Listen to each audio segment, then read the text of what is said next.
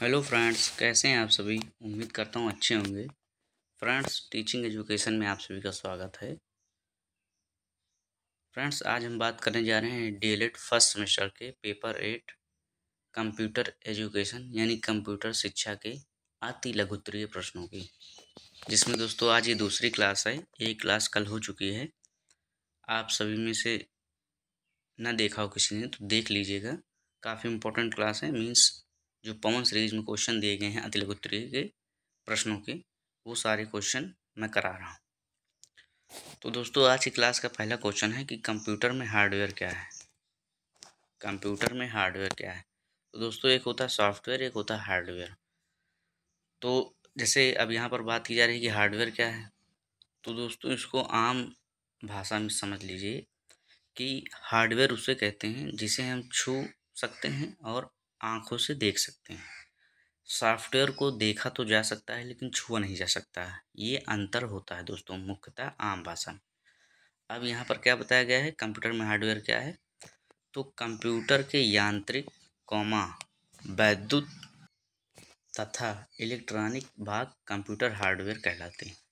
Means क्या है दोस्तों, कंप्यूटर के यांत्रिक जैसे मान लीजिए सीपीयू हुआ, आपका कीबोर्ड हुआ, माउस हुआ, ये सब कौन से भाग हैं, हार्डवेयर। वैद्युत तथा इलेक्ट्रॉनिक भाग कंप्यूटर हार्डवेयर कहलाते हैं। Means CPU, keyboard, mouse, printer, ये सब दोस्तों क्या है, हार्डवेयर हैं कंप्यूटर के। उम्मीद करता हूँ दोस्तों आप सभी समझ पा रहे होंगे। फिर अगला क्वेश्चन दोस्तों, इनपुट डिवाइस किसे कहते हैं। तो दोस्तों, एक आउटपुट डिवाइस होती है, एक इनपुट डिवाइस होती है। अब यहाँ पर इनपुट डिवाइस की बात की जा रही है तो इसको देख लेते हैं पहले। तो कंप्यूटर में जिन डिवाइस द्वारा निर्देश दिए जाते हैं उन्हें इनपुट डिवाइस कहते हैं। मतलब इनपुट डिवाइस क्या होता है, जिससे हम अपना डेटा कंप्यूटर में फीड करते हैं या उसे देते हैं, तो इसे क्या कहते हैं, इनपुट डिवाइस। अब इसमें क्या है, अगला क्वेश्चन है दोस्तों, उसी के माध्यम से हम समझ लेते हैं। फिर क्या अगला क्वेश्चन है, कुछ प्रमुख इनपुट डिवाइस का नाम बताइए। तो इनपुट डिवाइस जैसे हैं दोस्तों, पहला है कीबोर्ड। कीबोर्ड से हम डाटा फीड करते हैं दोस्तों। माउस है, mouse cursor, left right. Scanner, दोस्तों स्कैनर आप सभी जानते होंगे। स्कैनर जैसे मान लीजिए फॉर्म भरते हैं एग्ज़ाम, तो किसी किसी एग्ज़ाम फॉर्म में, कम्पिटिटिव एग्ज़ाम में मार्कशीट 10th या 12th की, मतलब जो आपकी मूल मतलब ओरिजिनल मार्कशीट होती है वो अपलोड होती है। तो ये स्कैनर ही होता है जो इसको स्कैन करता है। मतलब आपको अपनी मार्कशीट स्कैन करनी होती है, तो ये भी इनपुट डिवाइस में आता है। क्योंकि हम सभी इसमें इनपुट डिवाइस में करते हैं क्या, अपना डाटा देते हैं दोस्तों। और आउटपुट डिवाइस जो हम डाटा देते हैं उसके हिसाब से प्रोसेसिंग करने के बाद जो उत्तर प्राप्त होता है वो आउटपुट डिवाइस होता है। अब आउटपुट डिवाइस में क्या है, जैसे दोस्तों प्रिंटर है दोस्तों। फिर अगला क्वेश्चन दोस्तों अभी और देख लेंगे, जैसे प्रिंटर दोस्तों, मॉनिटर है, ये सब दोस्तों क्या है, आउटपुट डिवाइस है। आउटपुट डिवाइस किन्हें कहते हैं। तो कंप्यूटर में वे डिवाइस जिनके माध्यम से हम निर्देशों का अंतिम निष्कर्ष या परिणाम प्राप्त करते हैं उसे आउटपुट डिवाइस कहते हैं। मीन्स इनपुट डिवाइस में हमने डाटा दे दिया, उसके बाद जब फाइनल हमारा आंसर आ गया तो जिस डिवाइस के माध्यम से आया तो उसे आउटपुट डिवाइस कहते हैं।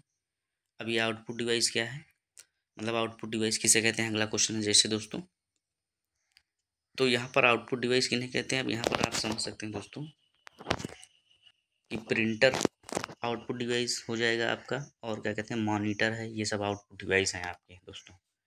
अब फिर अगला क्वेश्चन है कि आउटपुट किसे कहते हैं। डिवाइस नहीं, अभी तक डिवाइस की बात हो रही थी, अब केवल आउटपुट किसे कहते हैं। तो यह वह प्रक्रिया है जो प्रयोक्ता को, मीन्स जो यूज़र होता है, को परिणाम उपलब्ध कराती है। ये दृश्य प्रदर्शन या मुद्रित विवरण के रूप में हो सकती है। मीन्स दृश्य जिनको देख सकते हैं, और मुद्रित मतलब जैसे कोई चीज़ लिखी हुई होती है पेज में, उसको हम निकालते हैं तो ये उसमें हो सकती है। आउटपुट कहते हैं इसे। इसे क्या कहते हैं, आउटपुट।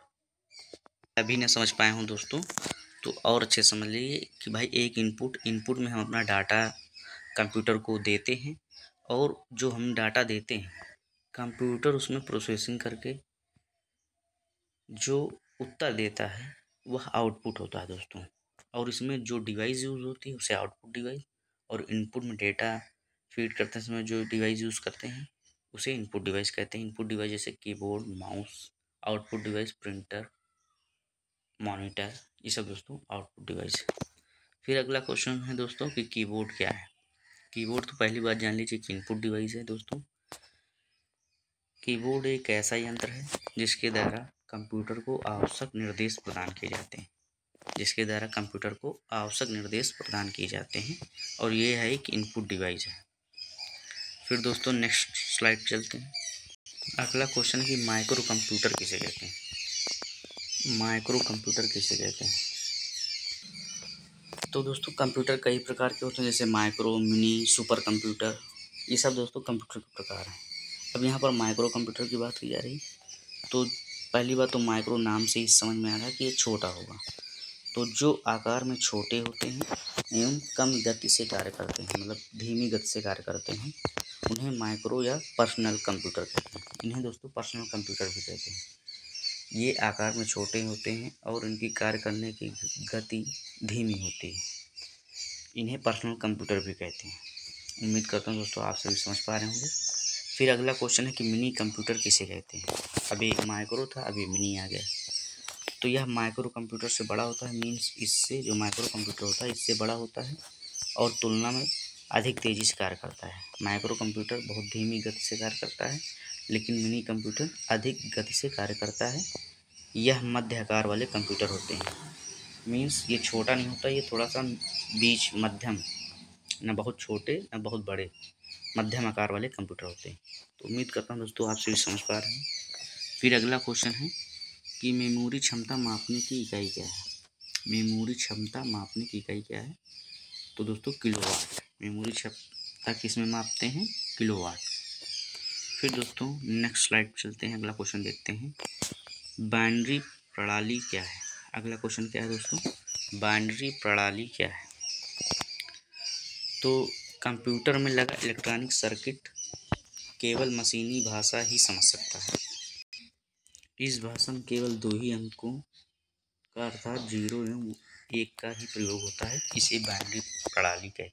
फिर से देखते हैं दोस्तों इसको कि बाइनरी प्रणाली क्या होती है। तो कंप्यूटर में लगा इलेक्ट्रॉनिक सर्किट केवल मशीनी भाषा ही समझता है। मीन्स दोस्तों ऐसे आप समझिए कि कंप्यूटर केवल मशीनी भाषा ही समझता है। इस भाषा में केवल 2 अंक होते हैं, 0 और 1। इसे ही बाइनरी प्रणाली कहते हैं। जैसे ऑक्टल होता है तो इसको बेस में 8। फिर हेक्साडेसिमल होता है, हेक्साडेसिमल मतलब 16। तो ये दोस्तों जैसे बाइनरी प्रणाली है इसी तरह ये भी होते हैं दोस्तों। अब आपको इसमें आगे होगा तो देखने को मिलेगा। बिट क्या है दोस्तों। तो बिट बाइनरी डिजिट का संक्षिप्त रूप है।